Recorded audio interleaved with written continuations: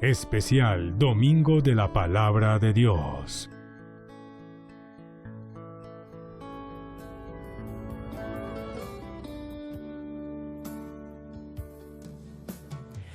Queridos cristovidentes, es una alegría estar con ustedes en este momento para compartir un programa especial, como lo ha sido toda la programación de Cristovisión, en este tercer domingo del tiempo ordinario, que a partir de este año, por voluntad del Papa Francisco, es el Domingo de la Palabra de Dios. Todos recordamos que a través de un motu propio, Aperuit Illis, el Santo Padre quiso instituir la fiesta de la palabra, la celebración de la palabra de Dios, el domingo de las Sagradas Escrituras. Y por eso estamos aquí para compartir con ustedes, queridos cristovidentes, algunos aspectos, algunos elementos básicos, elementales, de lo que es la palabra de Dios, de lo que es la Sagrada Escritura, de cómo acercarnos a la Biblia, de cómo empezar nosotros un camino, un recorrido en ese mundo apasionante, fascinante de la palabra de Dios. Y precisamente algo elemental y básico que podríamos preguntarnos para iniciar es ¿qué es la Biblia? ¿Qué es la Biblia? La Biblia es fundamentalmente una colección de libros.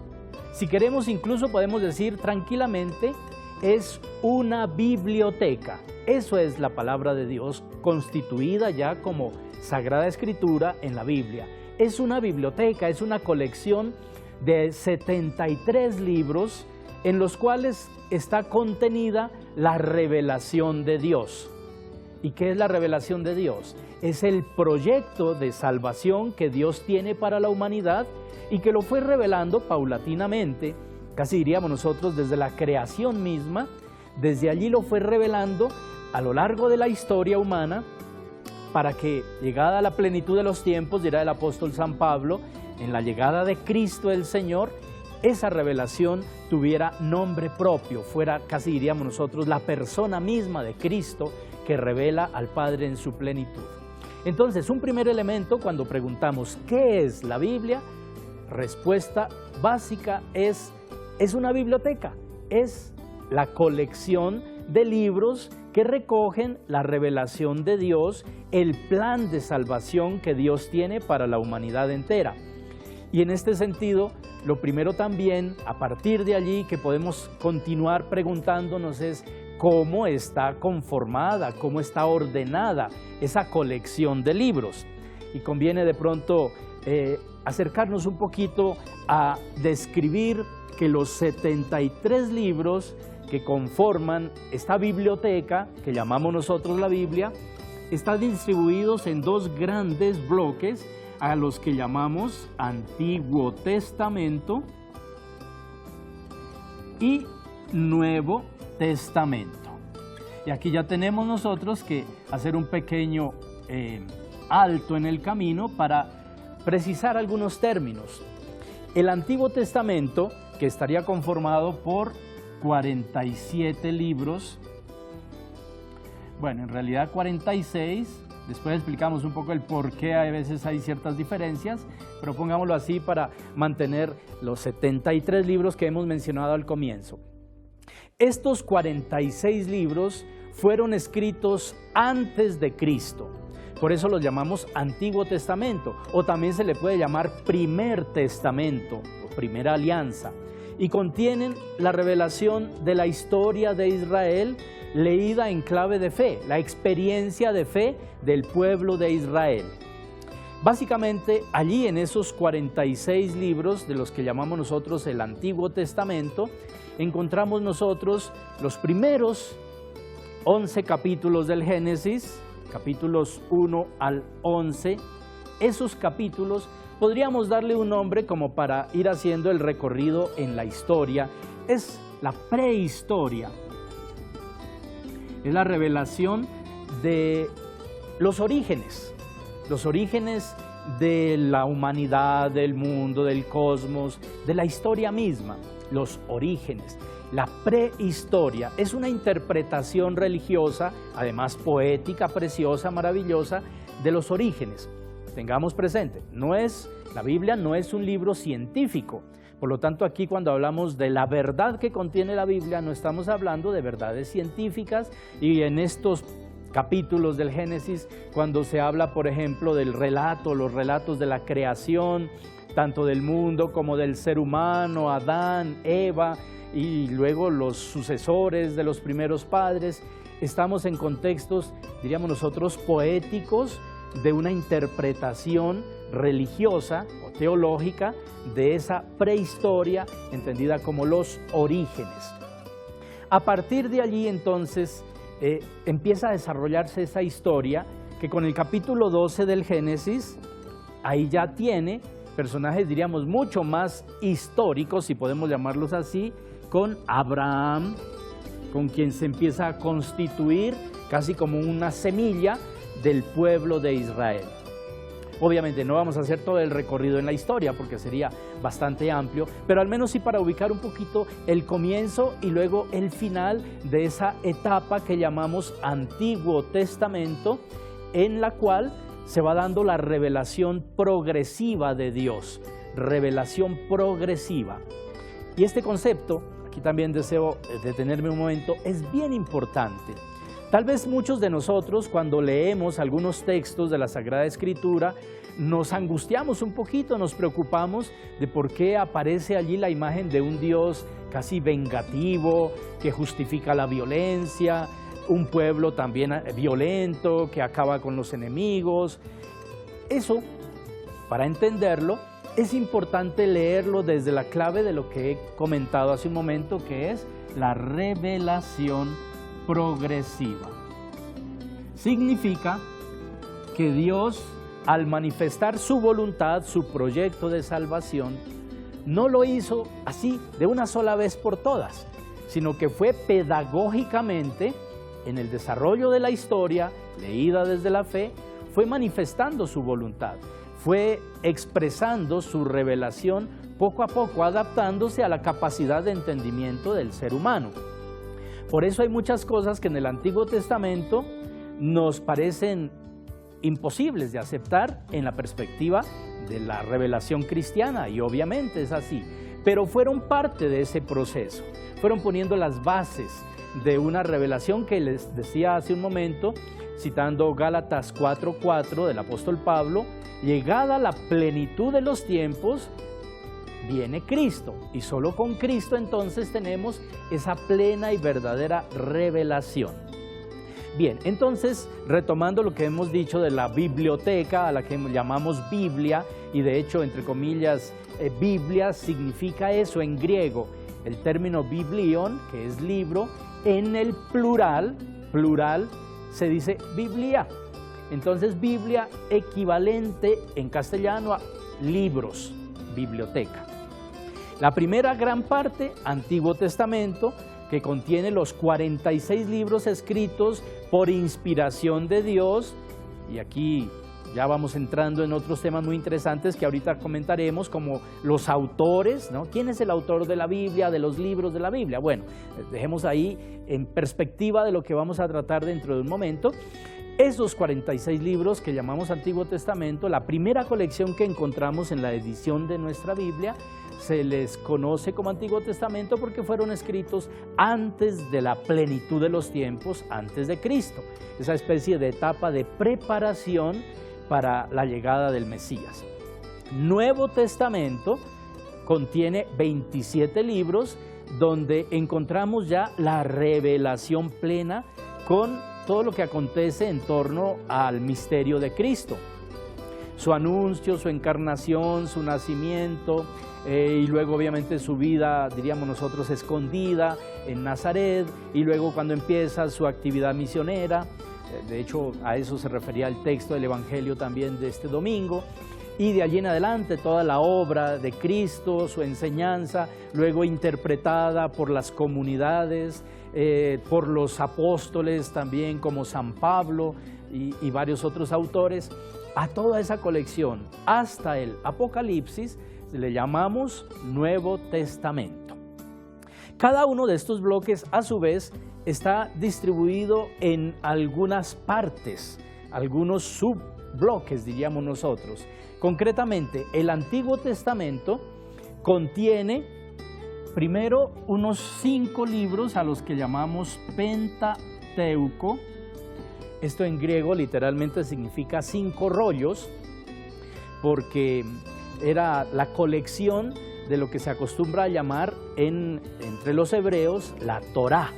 La Torá son esos 5 primeros libros del Antiguo Testamento que nosotros llamamos Pentateuco. Para ellos es la revelación de la ley, o la instrucción, que también se le puede llamar a Torá, o se le puede traducir.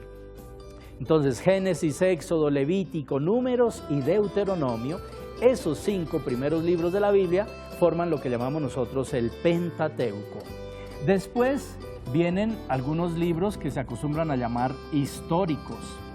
Obviamente el concepto de historia y de históricos, a como nos estamos refiriendo aquí, no es exactamente el concepto actual de una historiografía científica, sino que se refiere a aquellos libros que de algún modo, interpretándola desde la fe, se refieren a la historia del pueblo elegido, la historia de Israel, desde Abraham, decíamos, y sus sucesores, los patriarcas, obviamente pasando luego por todos los avatares de esa historia, las circunstancias de las grandes etapas, después de lo que nos cuenta el Pentateuco, que también de alguna manera, por supuesto, contiene la historia, pero después de lo que cuenta el Pentateuco, con el Deuteronomio, es decir, cuando muere Moisés, antes de entrar el pueblo a reconquistar la tierra prometida o a entrar a tomar posesión de esa tierra, entonces ahí se da un momento crucial y es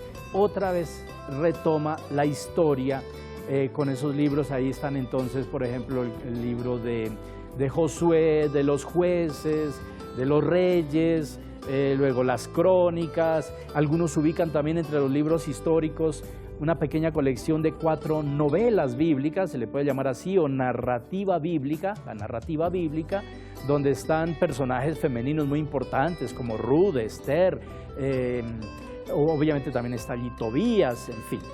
Entonces, esos libros que vienen después del Pentateuco, que recogen otra parte de la historia del pueblo elegido, desde la muerte de Moisés en adelante, hasta prácticamente la época de los reyes y cómo fueron cayendo los 2 reinos a los que llegó a evidenciar, digámoslo así, evolucionando el pueblo de Israel.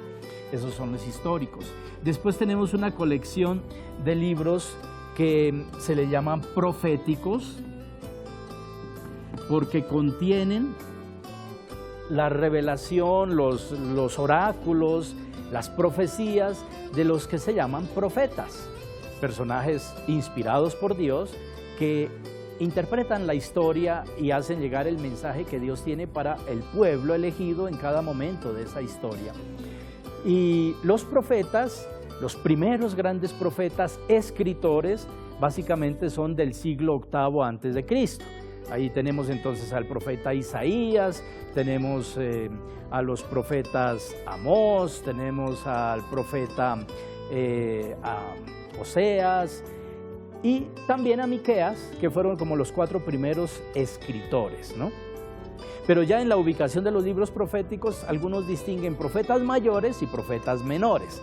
No porque sean más importantes los mayores y menos importantes los menores, sino porque los mayores son aquellos profetas que tienen mayor cantidad de texto, que son los libros más grandes. Y entonces está Isaías, Jeremías, Ezequiel y Daniel. Esos son los 4 profetas llamados mayores.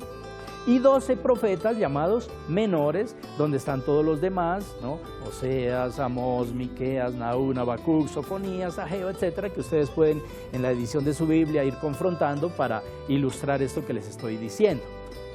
Y en el Antiguo Testamento, casi al final, encontramos otro bloque de libros con el que se cierra, diríamos nosotros, ese conjunto de 46 libros que se acostumbran a llamar libros sapienciales.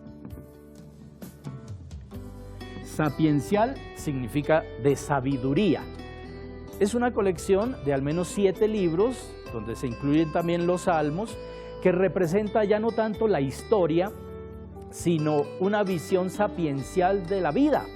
y afrontando temas muy amplios, muy variados, el misterio de la vida, del amor, de la muerte, del trabajo, en fin, tantísimas realidades que acontecen a diario, pero obviamente desde la perspectiva de la fe. Entonces, el Antiguo Testamento básicamente, esos 46 libros los encontramos representados en esos bloques que llamamos Pentateuco, los 5 primeros, históricos los siguientes, proféticos, decíamos son 4 mayores y 12 menores, y los libros sapienciales, los otros 7, casi siempre en las ediciones los encontramos al final del Antiguo Testamento. Algunas otras versiones cambian el orden, pero eso no es representativo.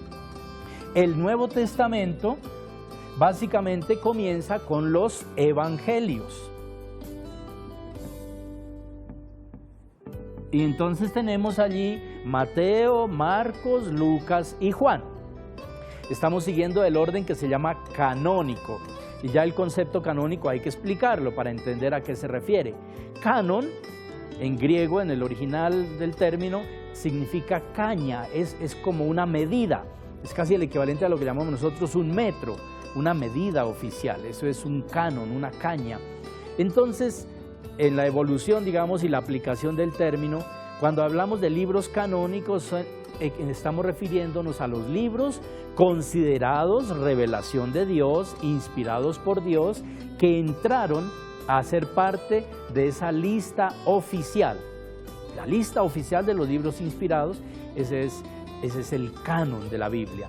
Y la Iglesia tradicionalmente les ha dado un orden. A ese orden se le llama justamente un orden canónico. No es un orden cronológico, sino más bien un orden que sigue otros criterios. Por ejemplo, Mateo está como primer evangelio abriendo el Nuevo Testamento, pero no es porque haya sido el primero que se escribió del Nuevo Testamento, sino porque es de alguna manera el evangelio más largo, más grande en extensión, ¿no? Marcos, en realidad, fue el primer evangelio que se escribió y aparece de segundo en el orden canónico del Nuevo Testamento. Pero en realidad, Marcos, además de que es más breve, apenas 16 capítulos, diríamos que no tiene, digamos, el por qué aparecer de segundo si fue el primero cronológicamente. Pero es que estamos siguiendo, decíamos, otro orden. Mateo, Marcos, Lucas y Juan, los 4 evangelios. Después aparece Hechos de los Apóstoles. Y esto ya nos puede despistar un poquito, porque pareciera que los Hechos de los Apóstoles es un libro aparte. Y en realidad, Hechos de los Apóstoles es la segunda parte de Lucas. El Evangelio y los Hechos hacen parte de una gran obra. Son como 2 tomos de un mismo libro. Entonces hay que tener esto en cuenta porque en el orden canónico nos podemos despistar creyendo que son 2 libros separados, distintos, que no tienen nada que ver. No, en realidad deben ser considerados siempre como una única obra. Hechos de los Apóstoles. Después del libro de los Hechos nosotros encontramos las llamadas cartas paulinas. Las cartas paulinas son aquellas que, como el nombre lo indica, se le atribuyen al apóstol San Pablo. Sobre esto, por supuesto, ha habido discusiones por los hallazgos de la crítica en los estudios bíblicos. No a todas esas cartas necesariamente se les da, diríamos, como el mismo peso de originalidad paulina. Se habla de que tal vez unas 7 cartas sí son propiamente, directamente, diríamos, de la autoría del apóstol Pablo. Son las protopaulinas, se les llama. Pero eso no significa que las otras sean despreciables o que no tengan valor. No. Aunque hay razones para dudar de si acaso haya sido un discípulo del apóstol el que escribió esas otras cartas o algunos otros discípulos, de todas maneras representan la tradición paulina, la escuela del apóstol Pablo. A esas 13 cartas atribuidas a Pablo se le suma una que es la 14ª, que sería la carta a los hebreos, que por muchos siglos antiguamente se le atribuía también a Pablo, pero que en realidad hoy por hoy ya los estudios bíblicos han demostrado que no es del apóstol Pablo, tal vez de alguien cercano al círculo paulino, pero de todas maneras está allí, digamos, asociada también. y eso no quita la gran importancia que tiene la carta a los hebreos. Es preciosa, es además uno de los escritos más ricos desde el punto de vista literario y teológico. Esto entonces en cuanto a las cartas paulinas. Y después encontramos las cartas llamadas apostólicas, o también les podríamos dar el nombre de cartas católicas, así se le llama en varias ediciones de la Biblia, cartas católicas. No significa que sean escritos solamente de la Iglesia católica. Aquí es porque el concepto católico significa universal. Católica significa escritas a la Iglesia universal, mientras que las cartas paulinas tenían destinatarios muy concretos, sea una persona, Filemón, Timoteo, Tito, o sea una comunidad, como la comunidad, por ejemplo, de los corintios, de los romanos, de los filipenses. En cambio, las cartas apostólicas se dirigen, diríamos nosotros, a la Iglesia universal, por eso se le llaman así, cartas católicas o apostólicas, que a veces se usa ese término para evitar la ambigüedad del término católico. Y finalmente, el Apocalipsis. Apocalipsis. El Apocalipsis es el último libro, literalmente Apocalipsis significa revelación. No significa entonces catástrofe, desastre, como a veces podríamos nosotros pensarlo de una manera un poquito superficial. No, el término Apocalipsis es revelación del proyecto de Dios, pero es una revelación marcada por una simbología propia que hay que descubrir, que hay que desentrañar, que hay que descifrar. La simbología del libro del Apocalipsis es lo que a veces hace que sea un libro mal interpretado o que infunda incluso un poquito de miedo, de temor, como si fuera anuncio de desastres y tragedias. Así está entonces conformada la Biblia. Esto, como nosotros hoy la tenemos, digamos, en nuestras Biblias, representa de alguna manera, al menos en cuanto tiene que ver con el Antiguo Testamento, lo que ya era tradición para el pueblo judío. Los judíos, la Biblia de ellos, que para nosotros sería el Antiguo Testamento, básicamente tenía tres partes que llamaban la Torá, decíamos la primera, los profetas Neviim y otros escritos Ketubim. Por eso acostumbran a mencionarle con las iniciales Tanakh, que sería la Torá, los profetas y los otros escritos, esto por sus términos originales en hebreo, de donde se toma el nombre. Torá, que les decía, significa ley o instrucción. Neviim, que es un término que significa profetas en plural. Y Ketubim, literalmente en hebreo, también significa escritos, en el sentido de otros escritos. Esto era la Biblia hebrea, la Biblia del pueblo judío. La Iglesia cristiana asume como primer testamento esta Biblia hebrea y obviamente agrega lo que es ya la revelación de Cristo y la manera como lo viven las comunidades cristianas, ese misterio de Cristo, como lo interpretan y lo predican los apóstoles, hasta la plenitud de la revelación, que de algún modo está contenida allí en el Apocalipsis. Así, desde el Génesis hasta el Apocalipsis, está compendiada la revelación de Dios en las Sagradas Escrituras, que tomada en su conjunto como revelación escrita, llamamos la Biblia. El Señor les abrió el entendimiento para que comprendieran las Sagradas Escrituras. Decía el texto de Lucas, que inspiró al Papa Francisco en el motu proprio Aperuit Illis, que instituye este Domingo de la Palabra. Entonces, eso es lo que hay que entender. Por supuesto, la revelación de Dios en su plenitud.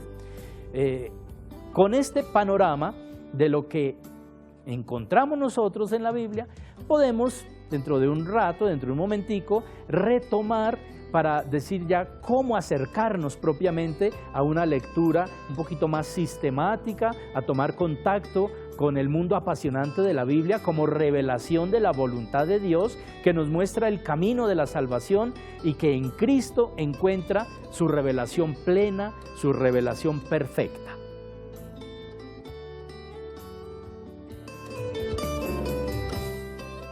Ya regresamos con Especial Domingo de la Palabra de Dios. Continuamos con Especial Domingo de la Palabra de Dios.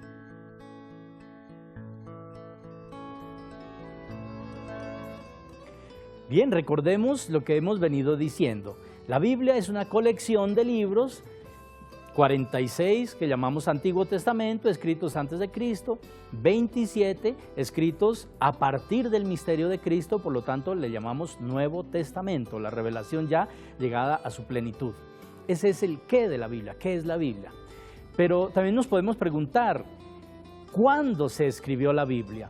Y ahí tenemos que decir que fue una historia maravillosa, muy rica, que acompañó casi toda la historia del pueblo de Israel.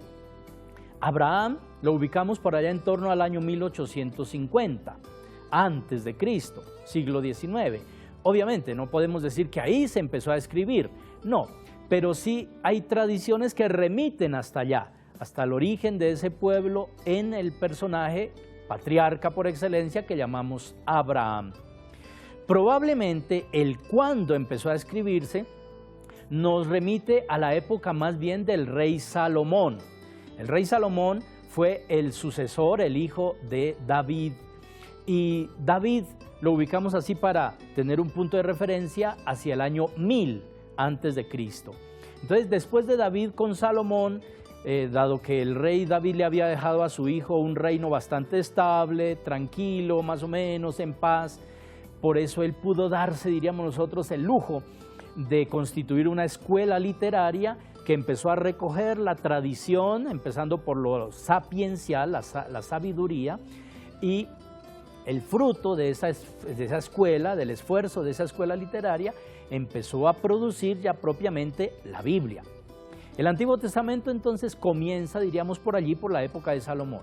¿Cuándo termina? Ya muy cercanos al Nuevo Testamento, tal vez por allá entre el año 50 o 30 antes de Cristo, con un libro de la literatura sapiencial que es el libro de la sabiduría. Tal vez el primero fue el libro de los Proverbios y el último el de la sabiduría.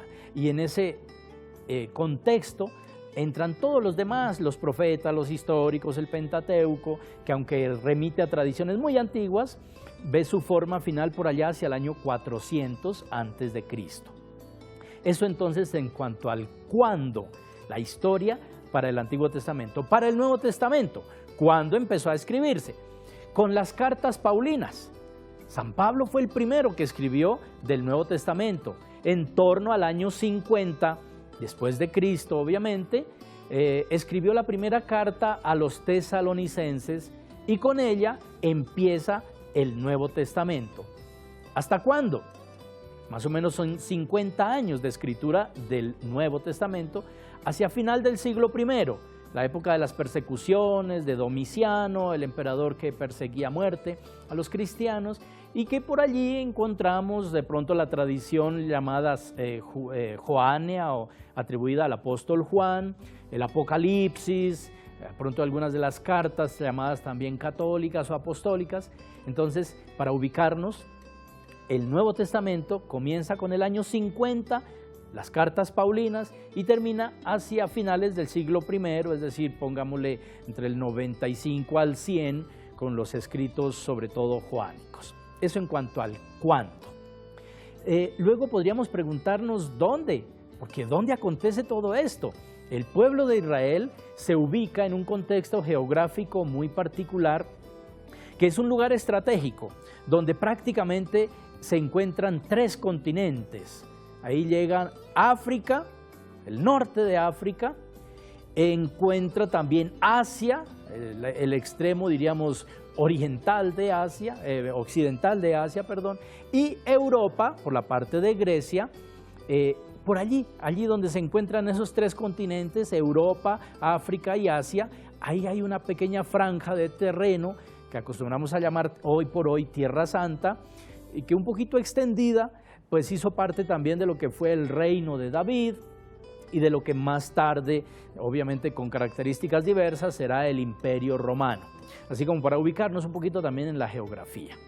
Bien, pero si ya queremos, aparte de esos datos básicos de la Biblia, empezar a tomar un contacto directo con lo que es esa revelación de Dios, recordemos que es ante todo también expresión de la literatura de un pueblo. Y cuando decimos que es literatura, nos podemos preguntar entonces por autores, nos podemos preguntar por géneros literarios, nos podemos preguntar por estructura literaria de un texto. Son preguntas que hay que hacerle también a la Biblia. Por ejemplo, autor. Nosotros, por nuestra fe, sabemos que Dios inspiró a los autores sagrados, llamados también agiógrafos o escritores sagrados, llámense los profetas, llámense escuelas literarias, llámense en el Nuevo Testamento los evangelistas, San Pablo, los otros apóstoles que escribieron, etc. A ellos Dios los inspiró, los movió, diríamos nosotros, iluminó su entendimiento, movió su voluntad, casi que puso fuego en su corazón para poder poner por escrito eso que nos dejaron luego en esos textos que por ser inspirados por Dios los consideramos palabra de Dios, revelación de Dios. Por lo tanto hay autor principal que es Dios y autores secundarios que son estos agiógrafos o autores sagrados. Bien. De géneros literarios también decíamos, hay que preguntarse porque no es lo mismo, por ejemplo, leer un salmo a leer una carta de Pablo o a leer una parte del libro de las Crónicas o a leer una parte del Apocalipsis.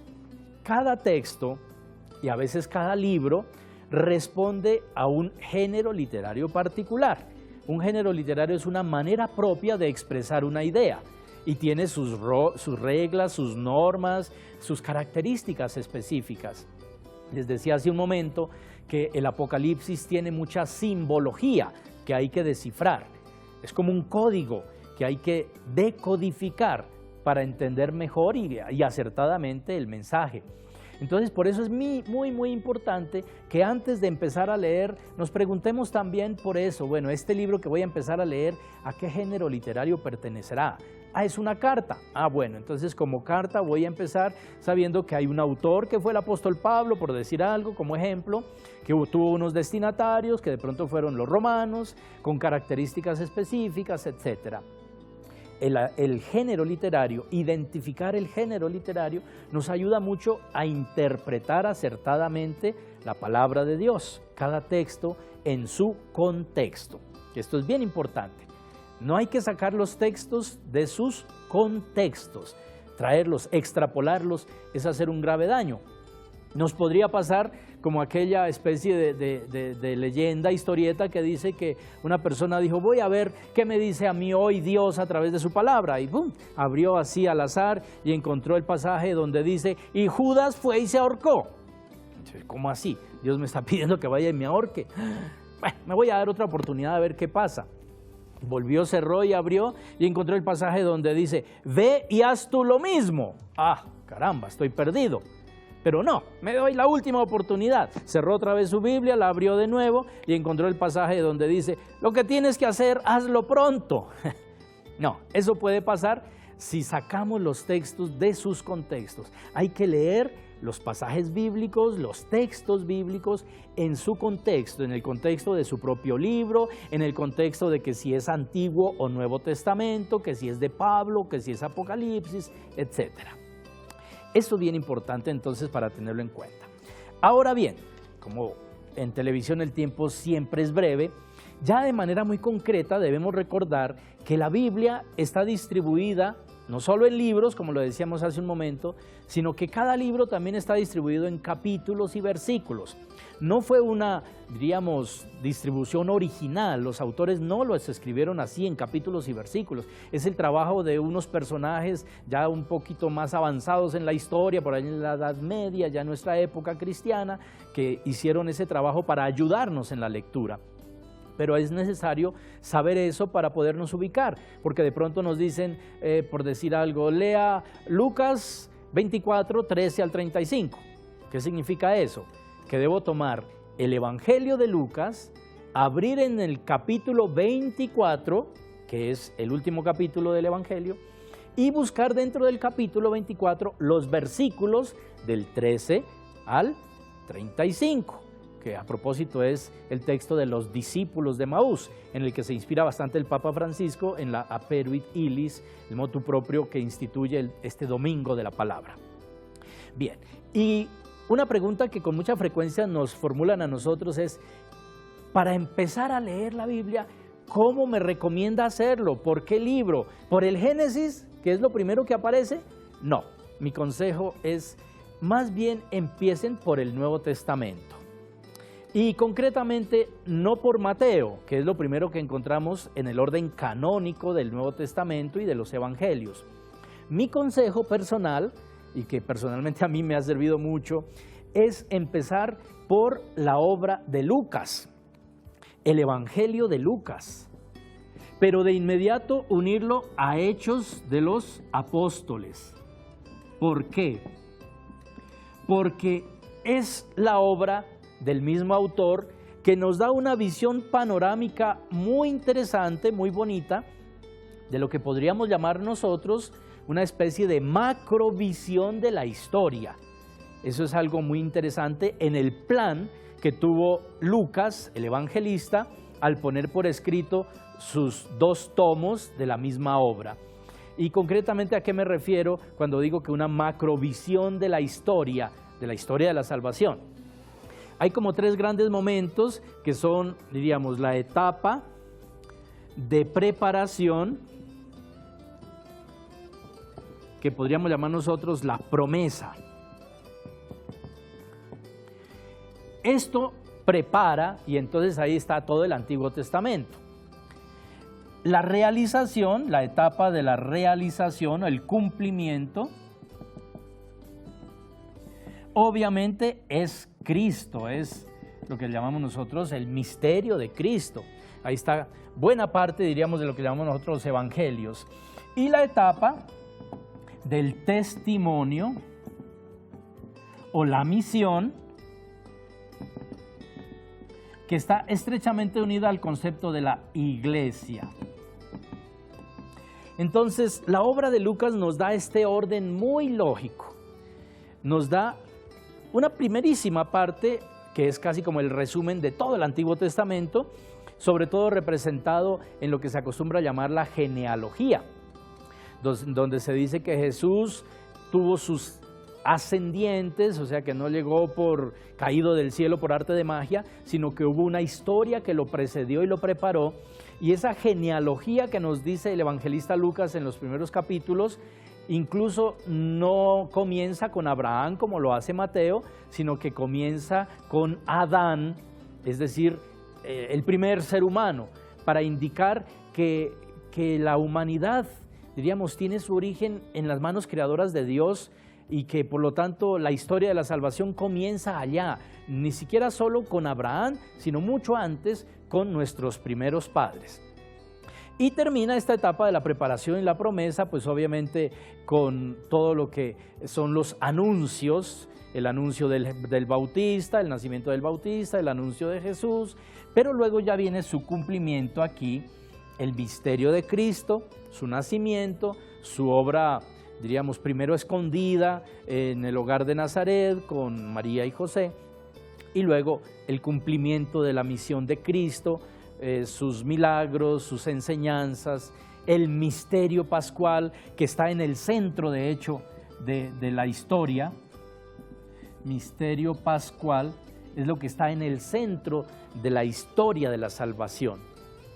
Y luego, Hechos de los Apóstoles representa esta otra etapa, que es la historia, diríamos nosotros, de la iglesia. Es la etapa de el dar testimonio de ese misterio de Cristo, ir a anunciar a otros hasta los confines de la tierra. Lo que Hechos de los Apóstoles desarrolla es lo que dice el versículo 8 del primer capítulo de este libro de los Hechos. Allí dice: recibirán la fuerza de lo alto, el Espíritu Santo, para que sean mis testigos, comenzando por Jerusalén, toda Judea, Samaria y hasta los confines del mundo. Y de hecho, ese libro, en la segunda parte de Lucas, nos ubica hacia el final con el apóstol Pablo en una especie de prisión domiciliaria en Roma, pero nos advierte claramente al final del capítulo 28 de los Hechos que Pablo podía predicar abiertamente, sin impedimento alguno, el Evangelio de Cristo también en Roma. Y Roma, por ser la capital del imperio, representaba el confín del universo. Entonces, por eso, el consejo mío personal para tomar un primer contacto con la lectura de la palabra de Dios contenida en la Biblia es: comencemos por el Evangelio de Lucas, que nos narra esa preparación muy brevemente por allá en los primeros capítulos, que además hay unos relatos preciosos también allí, que son los de la infancia de Jesús, el protagonismo de María Santísima. Hay textos maravillosos allí en los primeros capítulos, que son como la preparación para que luego, con el nacimiento de Cristo, que cumple las promesas, empiece a darse, diríamos nosotros, plenitud a esos tiempos. Y no solo, digamos, el acontecimiento de Cristo que culmina en su misterio pascual, sino luego la necesidad de que eso se convierta en un anuncio, de que eso lleve, mueve, motive a la iglesia, la mueva en misión.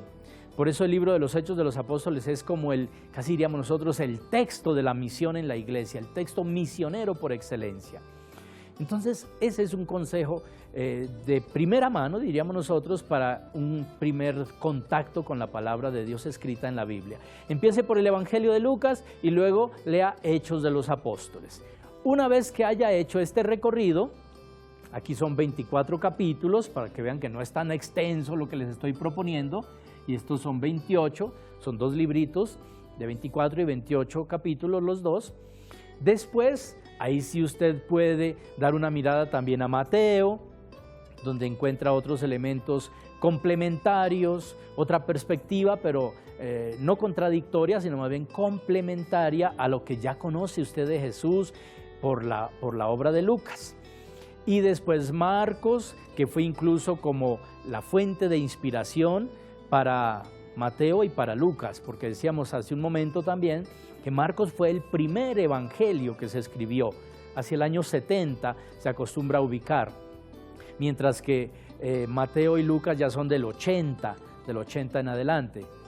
Así como decíamos, Pablo fue el primero que escribió en el año 50 en el Nuevo Testamento, pero Pablo, claro, como escribe a comunidades cristianas o a colaboradores suyos, pues tiene otra perspectiva, otra intencionalidad catequética, y por eso a Pablo es conveniente leerlo después de conocer ya esta especie de macrovisión de la historia de la salvación que nos presenta Lucas. Porque con Pablo, que podría ser la lectura consecutiva después de leer Lucas, Hechos y los otros evangelios, ahí sí entonces la riqueza de los escritos paulinos, que nos ponen ya en contextos muy particulares, porque las iglesias, las comunidades cristianas a las que escribe el apóstol Pablo, son comunidades que están en realidades y circunstancias muy concretas.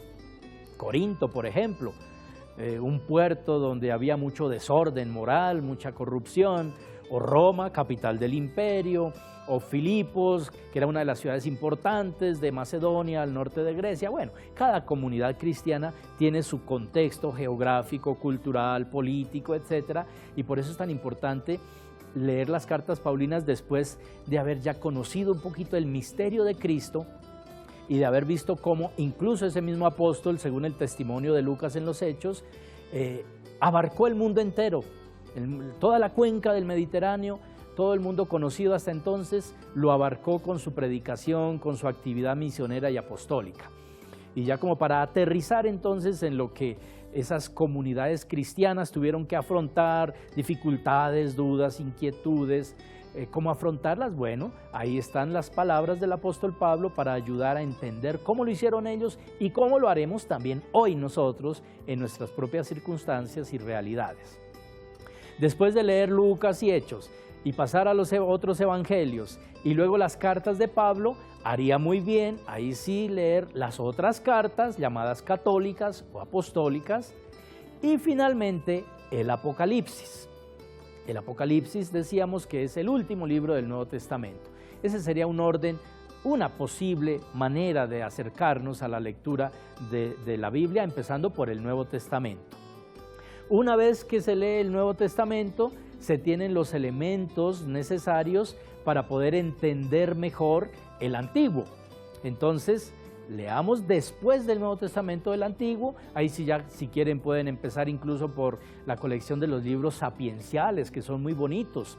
Los libros sapienciales, les decía también, nos permiten comprender realidades tan humanas, tan cotidianas, como el amor, el trabajo, la familia, casi diríamos incluso la manera de relacionarnos interpersonalmente, obviamente todo a la luz de la fe.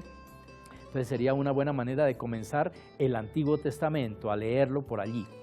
Pero también los profetas, son colecciones maravillosas, muy bonitas, y tal vez podríamos dejar para el final lo que aparece al inicio, que serían los primeros 5 libros, que de por sí son un poquito densos, porque contienen, decíamos, la prehistoria y los primeros pasos en la historia del pueblo, y que por eso pueden dar cierta dificultad. Eso también lo digo del Apocalipsis por el carácter cifrado, ¿no?, de código que tiene. Aquí un consejo muy concreto, muy práctico, muy sencillo. Las ediciones católicas de nuestras Biblias nos ofrecen unas ayudas preciosas, maravillosas, tanto en las introducciones que nos dan de cada uno de los bloques o de toda la Biblia, de Antiguo y Nuevo Testamento, de cada bloque y de cada libro. Esas introducciones son guías de lectura maravillosas de cualquier edición católica que ustedes conozcan, que tengan ya en sus casas. No voy a mencionar aquí ninguna para no ser injusto, porque no estoy haciendo publicidad, pero sí, seguramente usted tiene una buena edición católica de la Biblia en su casa. Aproveche al máximo las introducciones a cada libro o a cada bloque de la Biblia y las notas de pie de página, o notas marginales, que también se pueden llamar. Esa es una especie de aparato que nos sirve mucho. Ustedes lo pueden confrontar en las ediciones más grandes. Debajo de cada texto aparecen en caracteres más pequeños, una serie de indicaciones, de anotaciones que ayudan mucho a entender cada pasaje en particular. Por ahí podemos empezar. A veces no tenemos necesidad de inscribirnos a estudiar teología para poder comenzar a leer la Biblia. Ojalá lo podamos hacer también, porque es maravilloso. Pero para empezar en casa tenemos lo básico en nuestra edición de la Biblia. No despreciemos la riqueza tan grande que tienen las introducciones a cada libro, o a los bloques, o a los 2 testamentos, a la introducción general también, y las notas de pie de página.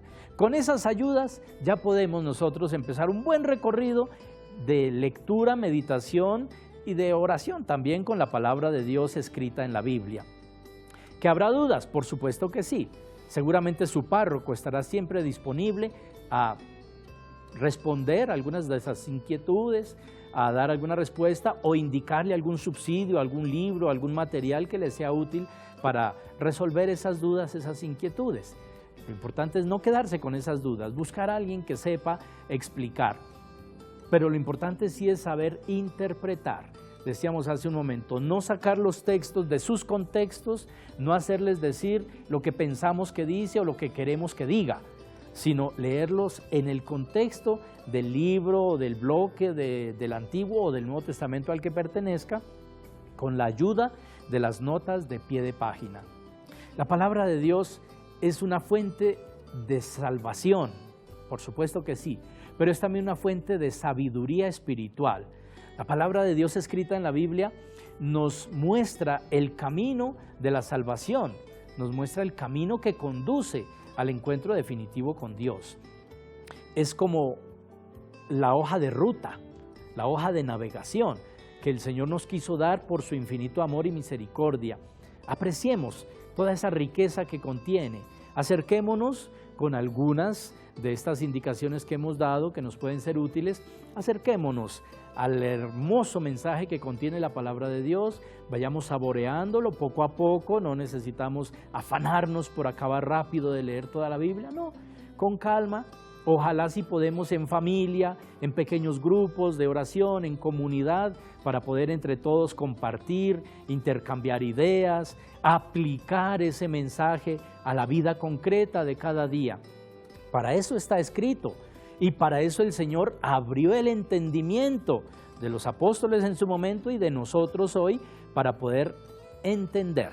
Y esto casi para ir ya concluyendo, nos remite a una cosa fundamental, que la podríamos haber dicho al inicio como lo más importante, pero que vale la pena decirlo también ahora como conclusión y broche de oro. Dado que estos libros fueron inscritos por revelación de Dios, es decir, por la asistencia del Espíritu Santo, para poder leer e interpretar acertadamente, hay que invocar al Espíritu Santo. Antes de acercarnos al texto, invoquemos al Espíritu Santo, pidamos la luz del Espíritu Santo, que el Espíritu Santo nos dé la sabiduría, que el Espíritu Santo abra nuestro entendimiento para captar el mensaje que Dios quiso regalarme en estos libros sagrados, porque eso es para mí, para cada uno de nosotros hoy. Es una carta de amor de Dios. Para entender ese mensaje de amor, pidámosle al Espíritu Santo que disponga nuestra inteligencia, que abra nuestro corazón, que mueva nuestra voluntad para captar ese mensaje que el Señor nos quiere regalar y con el cual nos quiere guiar, conducir, orientar por el camino de nuestra vida, señalándonos esa ruta de salvación, esa sabiduría espiritual que viene de Dios. Ha sido una alegría muy grande compartir con ustedes estos momentos, queridos cristovidentes.